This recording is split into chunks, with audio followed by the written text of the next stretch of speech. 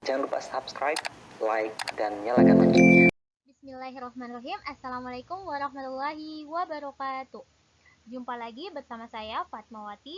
Pada kesempatan kali ini kita akan melanjutkan materi tentang relativitas, khususnya materi tentang dilatasi waktu.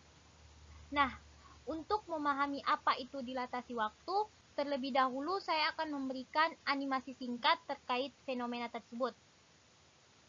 Oke, misalkan di sini kita memiliki dua buah kerangka acuan, yaitu kerangka acuan O yang diam dan kerangka acuan O aksen yang bergerak relatif terhadap pengamat yang diam dengan kecepatan sebesar V.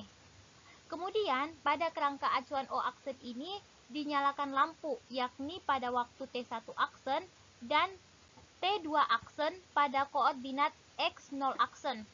Jadi, kejadian ini murni terukur pada kerangka acuan koordinat O aksen. Kemudian, selisih waktu menurut pengamat O yang diam ini, dia akan melihat bahwa kerlipan pertama terjadi pada waktu T1 sama dengan gamma dikalikan T1 aksen tambah V per C kuadrat X0 aksen. Kemudian, T2 akan berada pada waktu T2 sama dengan gamma dikalikan dengan T2 aksen tambah V per C kuadrat X0 aksen. Oleh karena itu, selisih kejadian yakni T2 aksen dan T1 aksen menurut kerangka acuan yang diam dapat kita tuliskan ke dalam bentuk persamaan berikut ini. Delta T sama dengan delta T0 per akar 1 kurang V per C kuadrat, yang dimana delta T merupakan selang waktu yang diukur oleh pengamat yang bergerak terhadap kejadian. Sedangkan delta T0 adalah selang waktu yang diukur oleh pengamat yang diam terhadap kejadian. Selanjutnya V. V ini merupakan kecepatan relatif pengamat terhadap kejadian yang diamati. Dan C adalah kecepatan cahaya yang besarnya 3 kali 10 pangkat 8 meter per sekon. Nah, berdasarkan persamaan ini, maka kita dapat melihat bahwa nilai dari akar 1 kurang V per C kuadrat itu nilainya pasti akan selalu lebih kecil daripada 1.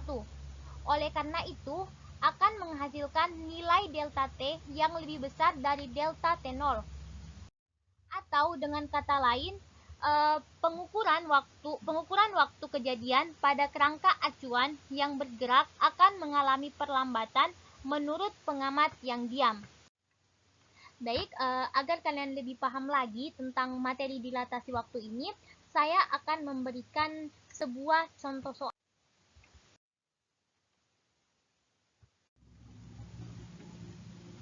Sebuah partikel berumur 10 pangkat minus 7 sekon diukur dalam keadaan diam.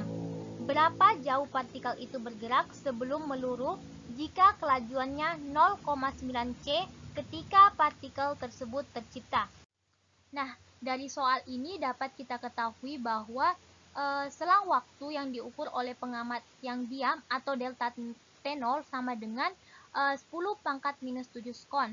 Sedangkan kecepatan relatif pengamat terhadap kejadian yang diamati yaitu sebesar 0,9 C.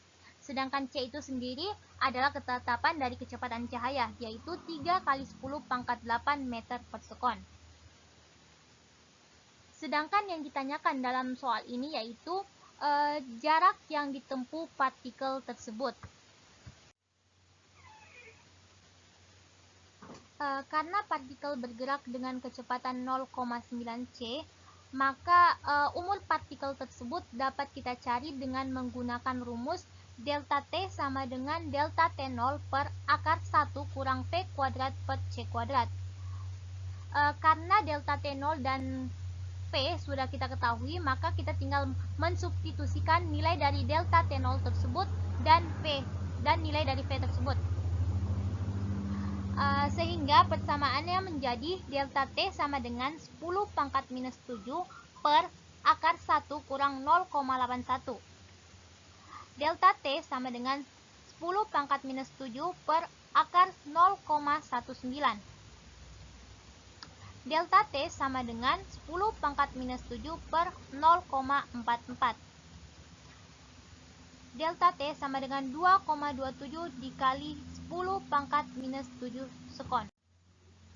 Nah, sekarang kita sudah mengetahui nilai dari delta T, yaitu sebesar 2,27 kali 10 pangkat minus 7 sekon. Nah, sekarang kita akan mencari tahu seberapa jauh partikel tersebut bergerak. Untuk mencari tahu seberapa jauh partikel tersebut bergerak, kita dapat menggunakan rumus X sama dengan V kali delta T, yang dimana nilai dari V ini kita sudah ketahui 0,9 C. Nah, C ini merupakan kecepatan cahaya yang besarnya 3 kali 10 pangkat 8. Sedangkan delta T kita sudah dapatkan 2,27 kali 10 pangkat minus 7.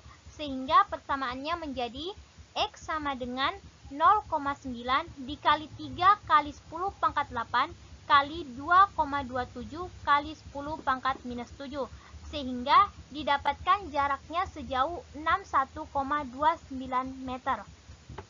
Oke, baik, demikianlah video yang dapat saya sampaikan. Semoga apa yang saya sampaikan dapat bermanfaat bagi teman-teman sekalian. Saya akhiri, wabillahi taufiq wal hidayah. Wassalamualaikum warahmatullahi wabarakatuh.